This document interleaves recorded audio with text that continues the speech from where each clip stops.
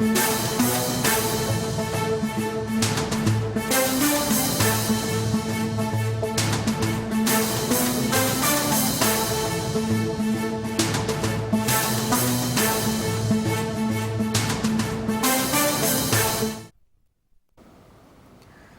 ఇవాల్టి నుండి జరగనున్న పార్లమెంట్ సమావేశాల నేపథ్యంలో ఢిల్లీలో నిన్న కేంద్రం ఆధ్వర్యంలో అఖిలపక్ష సమావేశం జరిగింది. కాంగ్రెస్ నుండి జైరాం రమేష్, గౌరవ్ గొగోయ్ హాజరయ్యారు. ఎన్సీపీ నుండి సుప్రియా సూలే, టీడీపీ నుండి లావు శ్రీకృష్ణదేవరాయలు, వైసీపీ నుండి పిల్లి సుభాష్, గురుమూర్తి హాజరయ్యారు. బీఆర్ఎస్ నుండి సురేష్ రెడ్డి, జనసేన నుండి బాలశౌరి అఖిలపక్ష భేటీలో పాల్గొన్నారు. పార్లమెంట్ సమావేశాల్లో బిల్లులు, అజెండాను అఖిల పక్షానికి కేంద్ర ప్రభుత్వం వివరించింది. సమావేశాలకు సహకరించాలని విపక్షాలను కోరింది.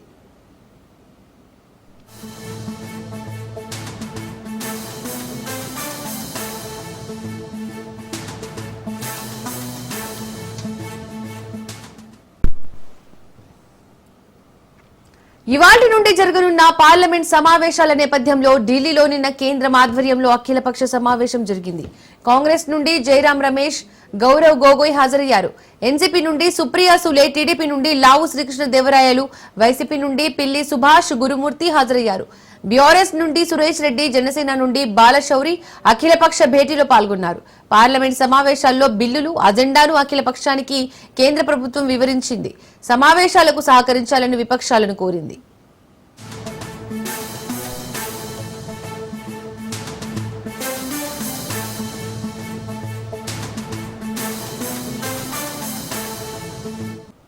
మిథున్ రెడ్డిపై అక్రమ కేసు పెట్టి అరెస్టు చేశారన్నారు మాజీ మంత్రి విడుదల రజని. మిథున్ రెడ్డి అరెస్టును ఖండిస్తున్నామన్నారు.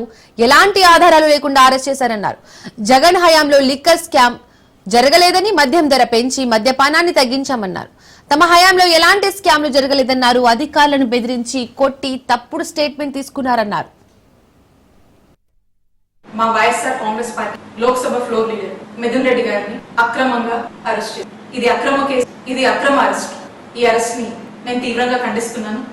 వైఎస్ఆర్ కాంగ్రెస్ పార్టీ తీవ్రంగా ఖండిస్తోంది.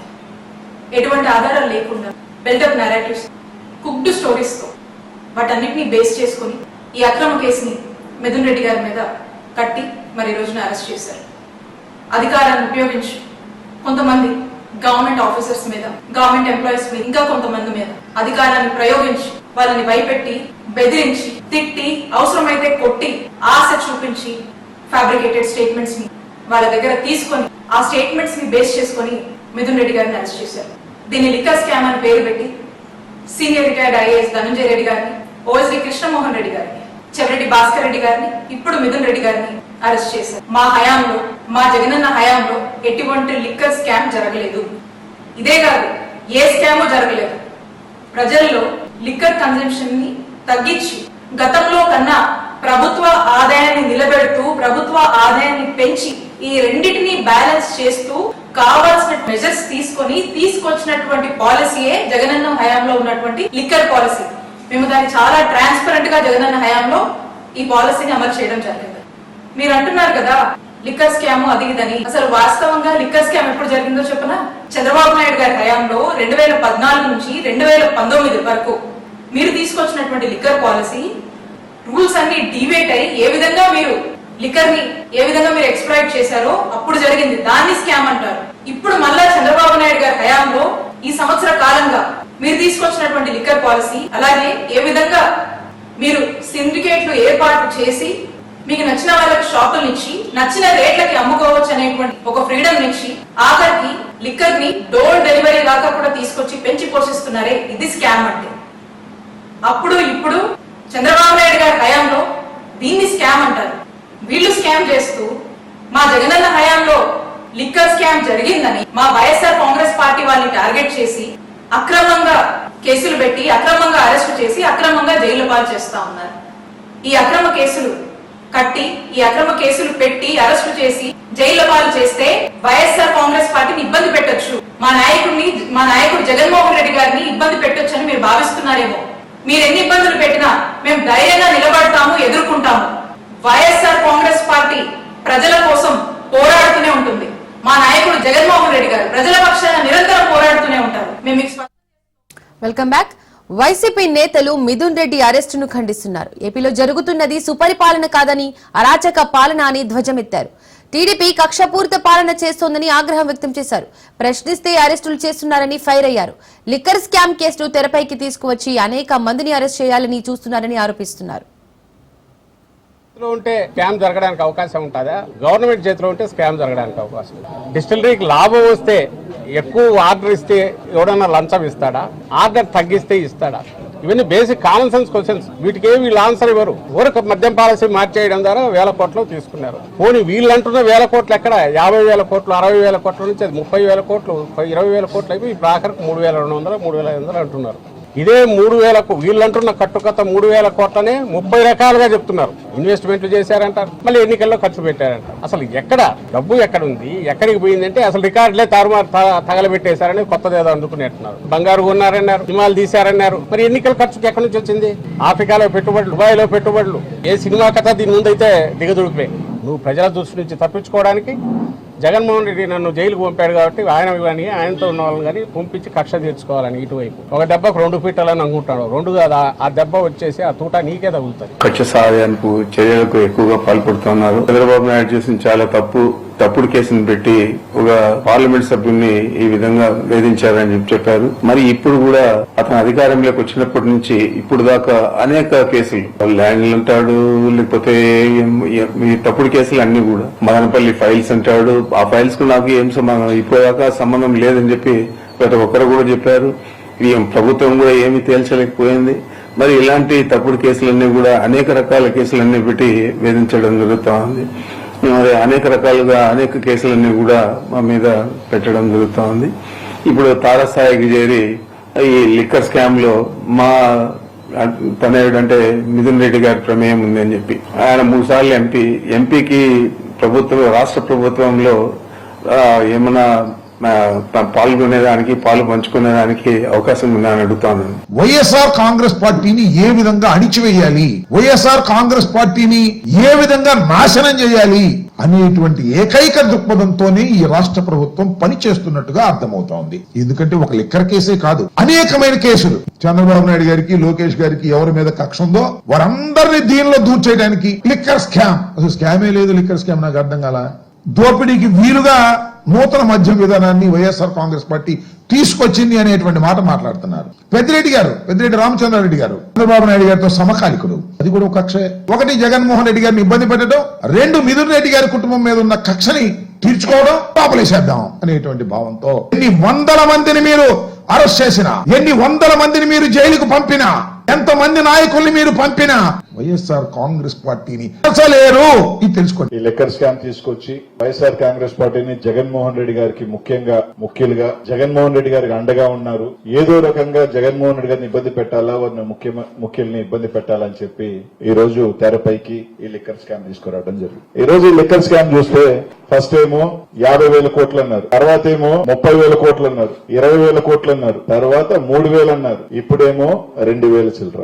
రేపు 1000, తర్వాత 500, తర్వాత ఉంటుందో లేదో కూడా తెలియదు. ఈ లిక్కర్ స్కామ్ మనం చూస్తే ఎక్కడా కూడా దానికి సంబంధించిన ఆర్థిక లాభాలు లేవు, డబ్బులు పట్టుకుంది లేవు, ఆధారాలు లేవు. సరే ఈ అకౌంట్ లో నుంచి ఎక్కడికైనా ట్రాన్స్ఫర్ అయినాయి అంటే అవి కూడా లేవు. దీనికి సంబంధించి నిధులకు సంబంధించి ఆయన ఎంపీ దాన్ని కూడా తీసుకొచ్చి ఇరికిచ్చేస్తే జగన్మోహన్ రెడ్డి గారిని తర్వాత ఇబ్బంది పెట్టొచ్చు అనే ఒక దీంట్లో కేవలం ఒక అబద్ధపు వీటితో ఈ రోజు అన్ని కూడా చూస్తా ఉన్నారు. ఎక్కడైనా పోలీసులు విచారణ చేస్తారు, కానీ మన రాష్ట్రంలో పాపం పోలీస్ అధికార యంత్రాంగమే వాళ్ళు స్పెక్టేటర్స్ గా నిలబడిపోయినారు. పోలీస్ యంత్రాంగం విచారణ చేసో లేదా డీజీ స్థాయి అధికారులు విచారణ చేసో ఈ కేసు నడవట్లేదు. జగన్మోహన్ రెడ్డి గారిని, ఆయన అనుచరుల్ని, ఆ నాయకుల్ని కేసుల్లో భయపెట్టడమో, కేసులను పెట్టి జగన్మోహన్ రెడ్డి గారిని, వైఎస్ఆర్ కాంగ్రెస్ పార్టీని తగ్గించాలనుకుంటే అంతకన్నా కేంద్ర మంత్రి బండి సంజయ్ మాటల తూటలు పేల్చారు. పాత బస్తీలో టెర్రరిస్టులకు భయపడి ఎవరైతే వేరే రాష్ట్రాలకు వెళ్లారో వారంతా తిరిగి రావాలన్నారు. హిందువులను కాపాడుకోవడం తమ బాధ్యత అని, గతంలో ఓల్డ్ సిటీలో కాషాయ జెండా పట్టుకోవాలంటే భయపడే వాళ్ళన్నారు కేంద్ర మంత్రి బండి సంజయ్.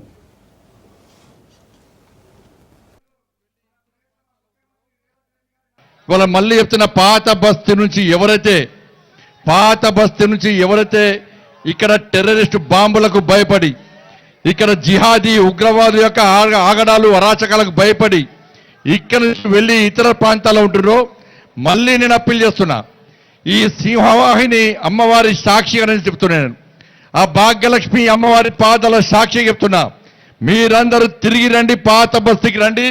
మిమ్మల్ని హిందూ సమాజాన్ని కాపాడుకునే బాధ్యత ఇవాళ మేం తీసుకుంటాం. ఇవాళ హిందువులందరూ భాగ్యనగర్లో ఓటు బ్యాంక్ మారినారు. ఇలా ఓటు బ్యాంక్ మార్చాల్సిన బాధ్యత మాదే ఉంది. కాబట్టి ఇవాళ భాగ్యలక్ష్మి అమ్మవారి శక్తి ఏందో, భాగ్యలక్ష్మి అమ్మవారి యొక్క పవర్ ఏందో ఇవాళ ప్రపంచ వ్యాప్తంగా చూపెట్టాం. దేశం నుంచి ఏ రాజకీయ నాయకుడు వచ్చినా, దేశం నుంచి ఏ సెలబ్రిటీ వచ్చినా ఇవాళ ఏపీ లిక్కర్ స్కామ్ కేసులో ఎంపీ మిథున్ రెడ్డికి రిమాండ్ విధించింది కోర్టు. ఆగస్టు 1 వరకు ఏసీబీ కోర్టు మిథున్ రెడ్డికి రిమాండ్ విధించింది. మిథున్ రెడ్డి లిక్కర్ కేసులో A4 గా ఉన్నారు. మిథున్ రెడ్డిని రాజమండ్రి జైలుకు తరలించనున్నారు.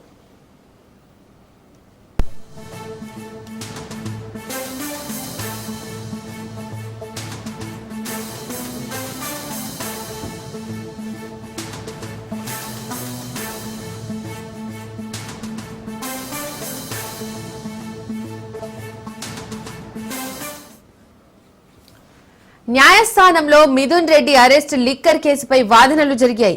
సిట్ తరపున వాదనలు న్యాయవాది కోటేశ్వరరావు, మిథున్ రెడ్డి తరపున న్యాయవాది నాగార్జున రెడ్డి వాదనలు వినిపించారు. మిథున్ రెడ్డికి రిమాండ్ విధించాలని న్యాయస్థానాన్ని సిట్ కోరింది.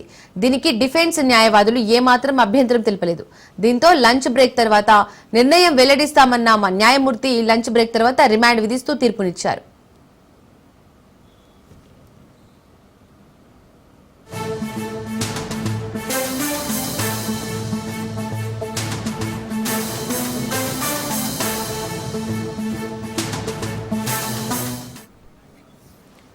ఏపీ లిక్కర్ స్కామ్ కేసులో YCP MP Mithun Reddy arrest అయ్యారు. లిక్కర్ స్కామ్ కేసులో మిథున్ రెడ్డి A4 నిందితుడుగా ఉన్నారు.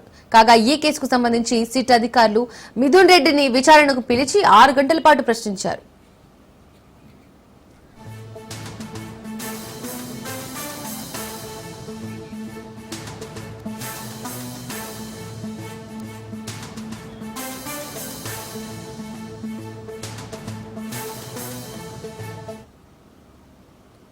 మిథున్ రెడ్డి విచారణ ఈ కేసులో కీలకంగా భావిస్తున్న సిట్ లిక్కర్ కేసు ప్రాథమిక ఛార్జ్ షీట్లను కోర్టుకు తీసుకెళ్లారు.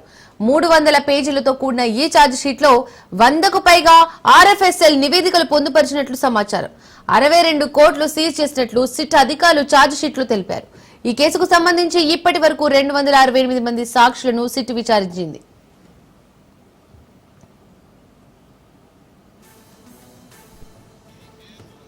పూర్తిగా రాజకీయ కక్షలతో పెట్టిన కేసు. ఇది నిలబడే కేసు కాదు. ఇప్పుడు ప్రస్తుతానికి హరాస్ చేసి ఏదో అరెస్ట్ చేసి వాళ్ళ ఆనందం పొందొచ్చు, కానీ ఇది నిలబడే కేసు కాదు. ఇది పూర్తిగా ఒక తప్పుడు కేసు. సో దీని గురించి ధైర్యంగా ఎదుర్కొనేదానికి సిద్ధంగా. ఈ కేసు పూర్తిగా రాజకీయ కక్షలతో పెట్టిన కేసు. ఇది నిలబడే కేసు కాదు. ఇప్పుడు ప్రస్తుతానికి హరాస్ చేసి ఏదో అరెస్ట్ చేసి వాళ్ళ ఆనందం పొందొచ్చు, కానీ ఇది నిలబడే కేసు కాదు. ఇది పూర్తిగా ఒక తప్పుడు కేసు.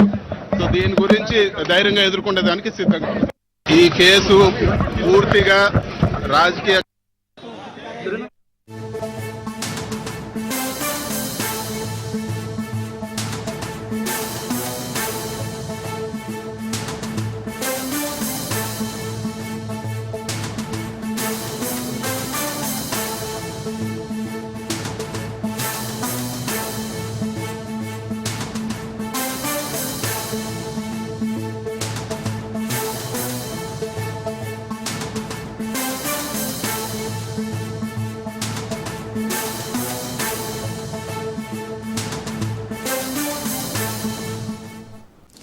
నేటి నుండి పార్లమెంట్ వర్షాకాల సమావేశాలు ప్రారంభం కానున్నాయి. వచ్చే నెల ఆగస్టు 21 వరకు మొత్తం 21 రోజుల పాటు పార్లమెంట్ వర్షాకాల సమావేశాలు సాగనున్నాయి. ఆగస్టు 12 నుండి 18న పార్లమెంట్ సమావేశాలకు సెలవు. మొత్తం 7 పెండింగ్ బిల్లులతో పాటు కొత్తగా మరో 8 బిల్లులను ఈ సమావేశాల్లో ప్రభుత్వం ప్రవేశపెట్టనుంది. కొత్తగా గౌహతిలో IIM ఉన్నత విద్యా సంస్థను నెలకొల్పేందుకు గాను the Indian institute of management సవరణ బిల్లు, జాతీయ క్రీడల బిల్లు, యాంటీ డోపింగ్ సవరణ బిల్లు, గనులు, ఖనిజాల అభివృద్ధి నిర్వహణ నియంత్రణ సవరణ బిల్లు తదితర బిల్లులను ప్రవేశపెట్టనుంది.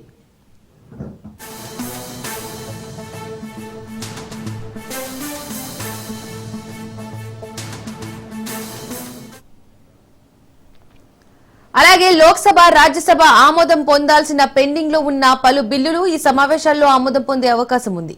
The Indian sports bill, the merchant shipping బిల్లులు లోక్సభ ఆమోదం పొందాల్సి ఉంది. The coastal shipping bill, the carriage of goods by CP bill, the bills of lading బిల్లులు రాజ్యసభ ఆమోదం పొందాల్సి ఉంది. The income tax bill Lok Sabha select committee పరిశీలనలో ఉంది.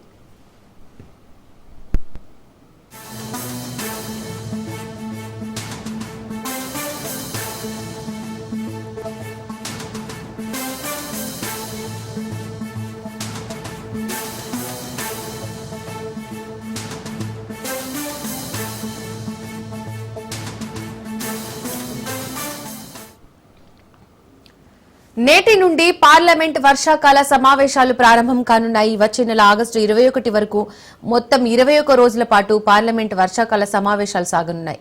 ఆగస్టు 12 నుండి 18న పార్లమెంట్ సమావేశాలకు సెలవు. మొత్తం 7 పెండింగ్ బిల్లులతో పాటు కొత్తగా మరో 8 బిల్లులను ఈ సమావేశాల్లో ప్రభుత్వం ప్రవేశపెట్టనుంది. కొత్తగా గౌహతిలో ఐఐఎం ఉన్నత విద్యా సంస్థను నెలకొల్పేందుకు గాను the Indian institute of management సవరణ బిల్లు, జాతీయ క్రీడల బిల్లు, యాంటీ డోపింగ్ సవరణ బిల్లు, గనులు ఖనిజాల అభివృద్ధి నిర్వహణ నియంత్రణ సవరణ బిల్లు తదితర బిల్లులను ప్రవేశపెట్టనుంది.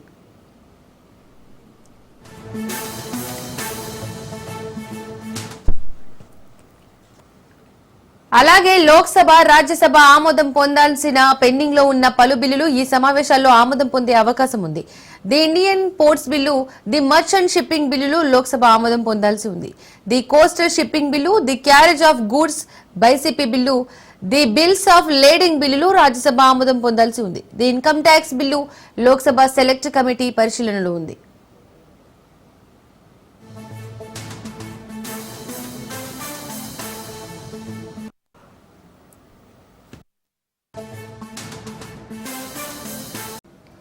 భాగ్యనగరం బోనమెత్తింది. సిటీలోని గల్లీ గల్లీ అమ్మవారి సేవలో పులకించింది. గత నెల 26న గోల్కొండ బోనాలతో ప్రారంభమైన ఉత్సవాలు గడిచిన 3 వారాలుగా ఘనంగా జరిగాయి. ఆదివారం కావడంతో నగర వ్యాప్తంగా బోనాలు గ్రాండ్ గా జరిగాయి. లాల్ దర్వాజా సింహవాహిని మహంకాళి ఆలయానికి బోనాలు సమర్పించేందుకు పెద్ద ఎత్తున భక్తులు తరలివచ్చారు.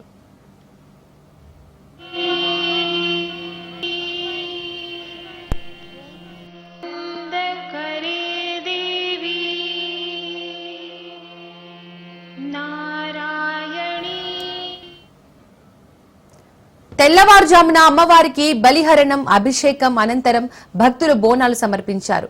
ఉత్సవాల్లో భాగంగా ఆలయాన్ని చూడముచ్చటగా అలంకరించారు.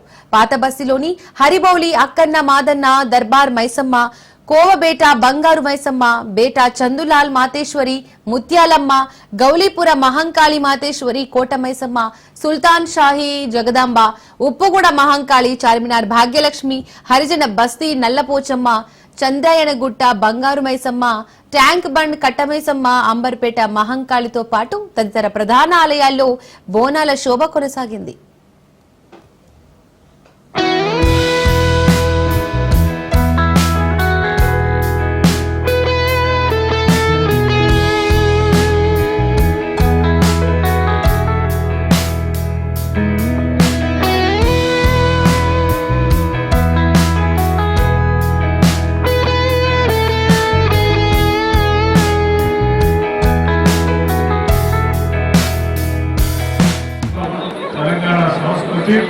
తెలంగాణ సంస్కృతిని అనాదిగా ఆచరిస్తూ పెద్ద ఎత్తున ఉత్సవాలు జరుపుతున్నటువంటి సంగతి కూడా మీ అందరికీ తెలుస్తుంది.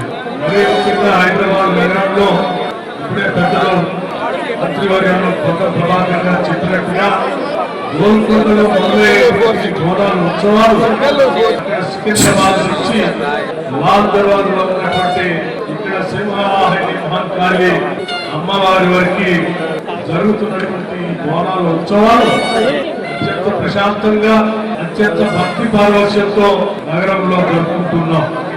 ఈ జరుపుకునే కార్యక్రమంలో భాగంగా అక్షరాలుగా తరలి వస్తున్నటువంటి భక్తులు గాని, సిబ్బంది గాని, లేకపోతే ఈ హైదరాబాద్ నగరం ఇన్ఛార్జ్ గా ఉన్నటువంటి మంత్రివర్యులు కానీ అత్యంత జాగ్రత్తతో ఎవరికి ఎటువంటి ఇబ్బందులు కలగకుండా అత్యంత భక్తి పారవశ్యంతో అమ్మవారికి సేవ చేసుకునేటువంటి కార్యక్రమాన్ని పకడ్బందీగా రాష్ట్ర ప్రభుత్వం ఏర్పాటు చేస్తున్న క్రమంలో ఆషాఢ మాస బోనాల సందర్భంగా గత నెల 20 నాడు గోల్కొండ జగదాంబిక మాత బోనాల నుంచి ప్రారంభమై 1వ తారీఖు నాడు పల్కంపేట ఎల్లమ్మ కళ్యాణము, 13వ తేదీ నాడు మహంకాళి ఉజ్జయిని అమ్మవారి వేడుక, ఈ రోజు 4వ ఆదివారం 20వ తేదీ నాడు సింహవాణి నాలుగు తర్వాత అమ్మవారి వేడుక బోనం. ఇది ఆషాఢ మాసం హైదరాబాద్ బోనాల సాంప్రదాయం. చారిత్రాత్మకంగా యావత్ భారతదేశంలోనే కాదు ప్రపంచంలో కూడా ఒక సాంప్రదాయ పద్ధతిలో ప్రజలందరూ సుఖ సంతోషాలతో ఉండాలని, సుభిక్షంగా ఆరోగ్యాలతో పాడి పంటలతో సమృద్ధి వర్షాలతో ఉండాలని ప్రతి పౌరుడు బోనాన్ని సమర్పిస్తూ కోరుకునేటువంటి ఈ అమ్మవారి వేడుక ప్రభుత్వ తరఫున ఏర్పాటు చేసినాం.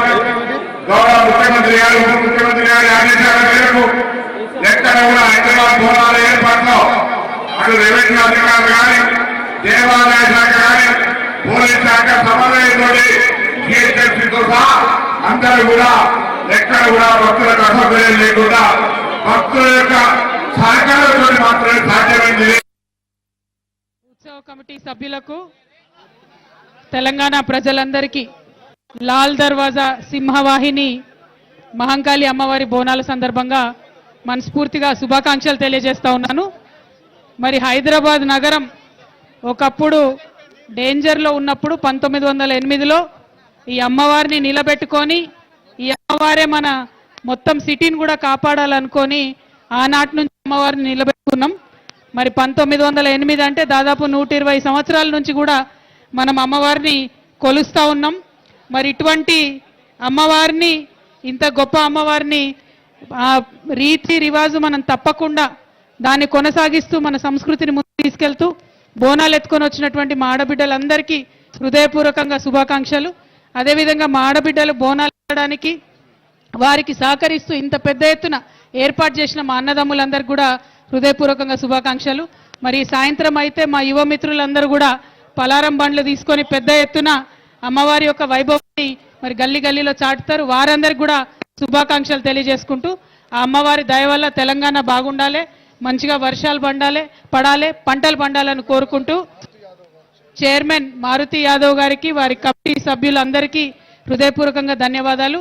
మరి వాళ్ళు ఇక్కడ బోనం ఎత్తించినటువంటి మా సోదరి శైలజా గౌడ్కి కూడా, ఇక్కడ యశ్వంత్ అన్న ఉన్నాడు, వాళ్ళందరికీ కూడా హృదయపూర్వకంగా ధన్యవాదాలు తెలియజేస్తున్నాను. Thank you. జై తెలంగాణ. ఉత్సవ కమిటీ సభ్యులు ఇక్కడే కాకుండా తెలంగాణ యొక్క సాంప్రదాయాన్ని, సంస్కృతిని భారతదేశ వ్యాప్తంగా ఢిల్లీలో బోనాలు జరుపుకొని, అదేవిధంగా బంగారు బోనాన్ని వివిధ దేవాలయాలకు అమ్మవారికి సమర్పించి ఇది ఒక ఆనవాయితీగా వస్తున్నటువంటి ఈ సందర్భంలో నేను ప్రత్యేకంగా ఉత్సవ కమిటీ సభ్యులని, ఉమ్మడి దేవాలయాల కమిటీ సభ్యులందరినీ కూడా నేను మనస్ఫూర్తిగా అభినందిస్తా ఉన్నాను. ప్రత్యేకంగా రాష్ట్ర ప్రభుత్వ పరంగా మేము రివ్యూ మీటింగ్స్ ఏర్పాటు చేసినప్పుడు వారు ఇచ్చినటువంటి సూచనల మేరకు మరి ఇక్కడ ఉన్నటువంటి అధికారులు, ప్రత్యేకంగా పోలీస్ సిబ్బందిని నేను అభినందించదలుచుకున్నాను. ఎందుకంటే ఏ ఉత్సవం జరిగినా అది ప్రశాంతమైనటువంటి వాతావరణం జరగడానికి వారు చేస్తున్నటువంటి కృషిని అభినందించాల్సినటువంటి అవసరం ఎంతైనా ఉంది. అదేవిధంగా మీడియా సోదరులు రాష్ట్ర వ్యాప్తంగా, దేశవ్యాప్తంగా తెలంగాణ యొక్క సంస్కృతిని, సాంప్రదాయాన్ని దేశవ్యాప్తంగా తెలుపుతున్నటువంటి ఈ సందర్భంలో మీడియా సోదరులకి, మిగతా అందరికీ కూడా అమ్మవారి ఆశీస్సులు ఉండాలి. ఆ అమ్మవారు ఈ రాష్ట్రాన్ని మరి సుఖ సంతోషాలతో ఉంచాలండి. మరి రాష్ట్రము నిత్య కళ్యాణం పచ్చతోరణంగా ఉండాలని, ఎన్నో రోజుల నుండి వర్షాలు లేవని అందరు కూడా ఇబ్బందులు పడుతున్నటువంటి తరుణంలో నిన్న మొన్న మనం చూసినాం, సుమారు 12 సెంటీమీటర్ల వర్షము రాష్ట్ర వ్యాప్తంగా.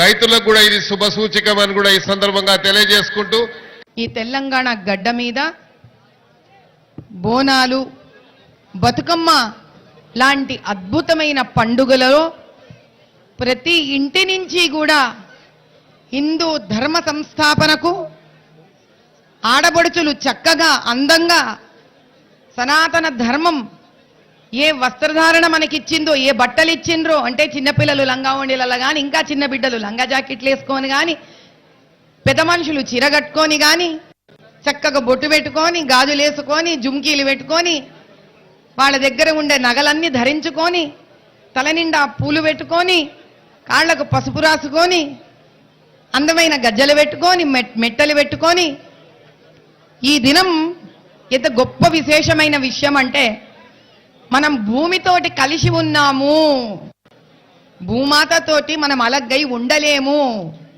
అన్న ఒక విషయాన్ని మట్టి కుండతో చేసిన ఘటాన్ని బోనం లెక్క ధరించి కుల మత జాతి అనేది ఏది మాకు లేదు, మోరి తల్లి ముందు అందరం బిడ్డలమే అంటే ఒక అద్భుతమైన దాంతో ఇంట్లో అన్నం వండుకొని ఈ ప్రసాదాన్ని మరి ఒక్కొక్క ఇంటి నుంచి ఒక్కొక్క రకంగా అన్నం వండొస్తుంది. ఓ అమ్మ చేతిలో ఓ రకం ఉండే అన్నం, ఒక ఆనవాయితీ లెక్క వస్తూనే ఉన్నాను నేను ఇక్కడికి. అమ్మవారి చల్లని చూపు ఎప్పుడు నా మీద ఉంది, నాతో పాటు మీ అందరి మీద ఉండాలని మనస్ఫూర్తిగా కోరుకుంటూ, అమ్మ ఆశీస్సులు ఆశీర్వాదాలు అందరికీ ఉండాలి, అందరు చల్లగా ఉండాలని కోరుకుంటూ, బొట్టు పెట్టి బోనం మీద బోనం పెట్టాలే దేవత, దండిగా మొక్కాలే దేవత, పిల్ల బాబలుగా పాడుకుంటూ కదిలి రావాలే దేవత, మా ఊరాలెల్లమ్మ దేవత, జోగులాంబ జేజమ్మ లష్కరు మా కాలమ్మ, తాళ్ళల్లా తల్లి ఎల్లమ్మ ఎల్లమ్మ, ఈదుల్లా దేవి ఎల్లమ్మ రావమ్మ, తాళ్ళల్లా తల్లి ఎల్లమ్మ ఎల్లమ్మ, ఈదుల్లా దేవి రావమ్మ రావమ్మ. ప్రతి సంవత్సరం లాగా ఈ సంవత్సరం కూడా చాలా పెద్ద ఎత్తున కూడా ఈ యొక్క ఏర్పాట్లు చేసుకోవడం జరిగింది. మరి ముఖ్యంగా అమ్మవారి ఆశీస్సులతోని కాంగ్రెస్ ప్రభుత్వం అనేక సంక్షేమ పథకాలు ప్రజలలోకి తీసుకువెళ్తుంది. దానికన్నా ముఖ్యంగా హైదరాబాద్ నగరంలో కూడా అమ్మవారి ఆశీస్సులతో అనేక డెవలప్మెంట్ కార్యక్రమాలు పెద్దలు మన ప్రియతమ ముఖ్యమంత్రి రేవంత్ రెడ్డి గారి నాయకత్వంలో మనం అందరం కూడా జరపడం జరుగుతుంది. మనందరికీ కూడా అందరూ ముఖ్యంగా ఇక్కడికి వచ్చేసిన భక్తులందరికీ కూడా బోనాల పండుగ శుభాకాంక్షలు తెలియజేస్తూ, మరి ముఖ్యంగా పోలీస్ సోదరులకు, మీడియా మిత్రులందరికీ కూడా బోనాల పండుగ శుభాకాంక్షలు తెలియజేస్తున్నాను.